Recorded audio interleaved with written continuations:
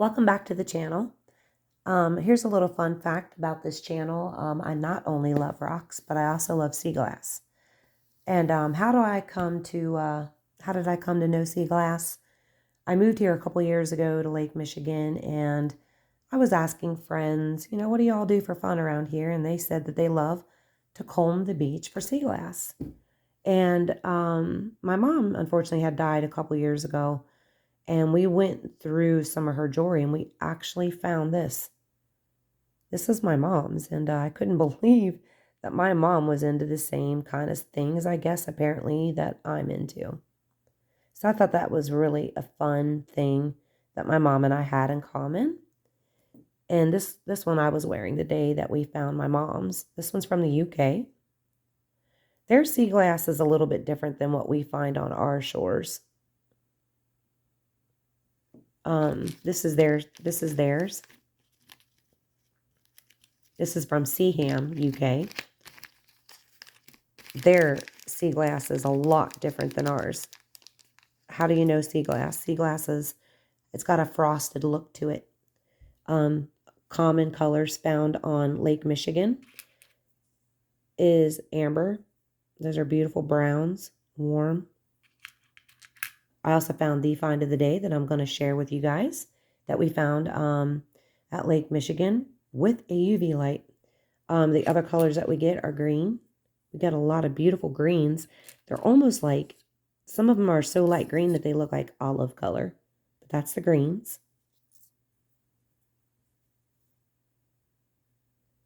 See how they're frosted? This is aquamarine. And aquamarine looks best up against white because it's hard to see that they are actually blue. Maybe it looks better in the bowl. Yeah, you can really tell that it's blue. Very faint aquamarine. Here's one up against white. You can see that it's aquamarine. So I love collecting beach glass. But the legends, I love to hear about the most. So here is the legend of the mermaid tear. Myths and legends. Mermaid tears is actually what they're commonly called. Mermaid legends have been around with us for over 1,000 years, originating in Syria and have spread around the world. But what about mermaid tears? Aquamarine is the gemstone of the sea and was originally a cherished object, as people once believed that it came from the tears of a mermaid and had the power to protect sailors when they were at shore or when they fell into the water. From the legend, you can see how the idea transformed to beautiful little tear-shaped pebbles of sea glass.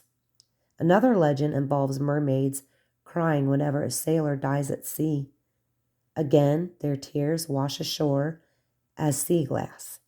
More recently, there have been modern legends that link mermaids' tears to tragic events, such as beached whales or the sudden disappearance of fish.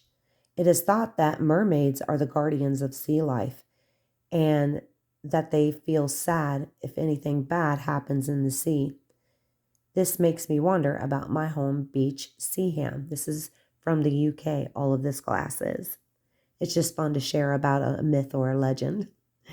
You can imagine what mermaids would have felt when the town of Seaham was built during the Industrial Revolution.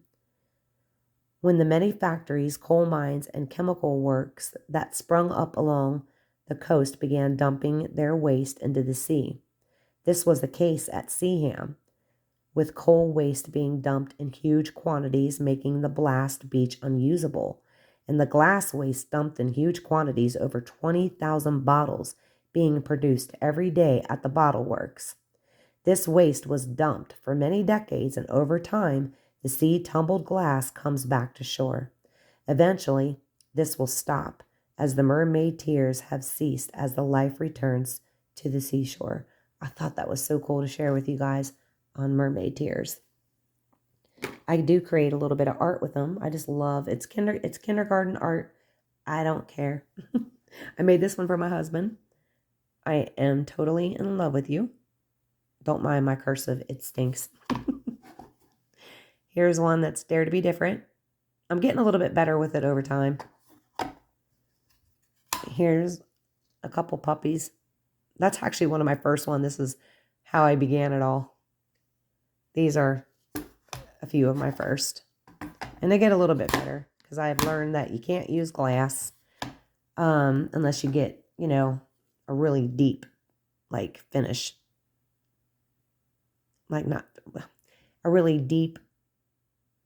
It's got to be deep so that you can fit the sea glass there. There's another one that I did when I went to Lake Michigan. I'm getting ready to go over the ultimate find here in just a second. Here is another one that I did going to Lake Michigan with my family. So I created a memory for them so they can always remember Lake Michigan. And then I did one for us too. A little bonfire and moon, clouds. There's another one over there that I had done. It's just kind of fun just to tinker around with art. But let's get to the find of the day.